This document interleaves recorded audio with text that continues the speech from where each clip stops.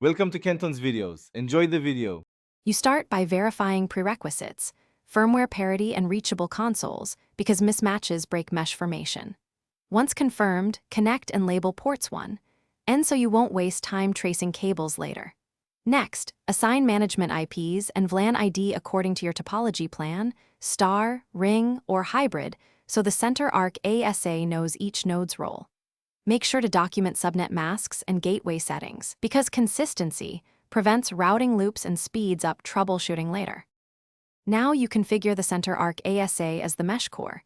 Set the mesh ID and a secure key so nodes authenticate properly. Once done, configure interfaces, trunk/tag VLAN, MTU, and management IPs, and enable L2 or L3 modes per your plan.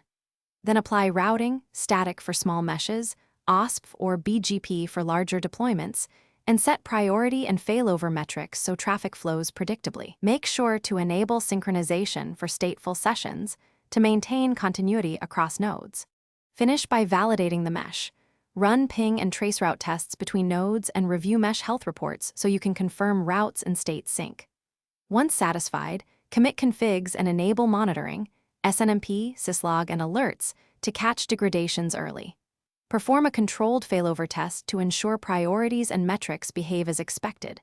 If something goes wrong, revert to the saved config snapshot and check logs for mismatched MTU, auth key, or VLAN ID mismatches as your primary troubleshooting tip.